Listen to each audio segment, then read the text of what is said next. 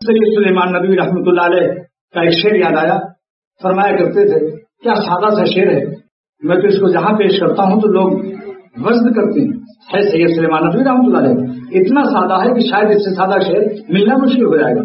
فرماتے ہیں دیکھو آپ اپنے کاروبار اور موٹروں پر کیوں اتنا خوش ہو رہے ہو, کبھی آسمان کو تو دیکھو, تم زمین کی نعمتوں سے خوش ہو گئے, کبھی آسمان کو دیکھو. معروی رحمۃ اللہ علیہ فرماتے ہیں کہ جو جانور ہوتا ہے وہی نیچے دیکھتا ہے. پرندے جو آسمان کی طرف اڑنے والے ہیں وہ چاہے ابھی پر نہ پیدا ہوئی ہیں, ابھی کبوتر کا بچہ جس کے بازو پر نہیں ہے, پر پیدا ہونے والے ہیں, لیکن چونکہ آئندہ اسے اڑنا ہے اس لیے بغیر پر کے بھی وہ بار بار بازو کو ہلاتا ہے اور آسمان کی طرف دیکھتا ہے.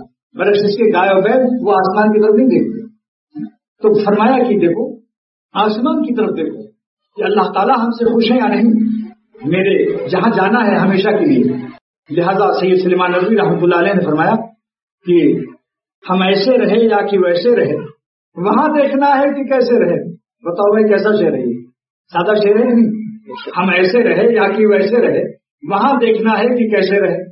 اچھا اب دنیا کا عیش, فرماتے ہیں حیات دو روزہ کا کیا عیش و غم, حیات دو روزہ کا کیا عیش و غم, مسافر رہے جیسے تیسے رہے.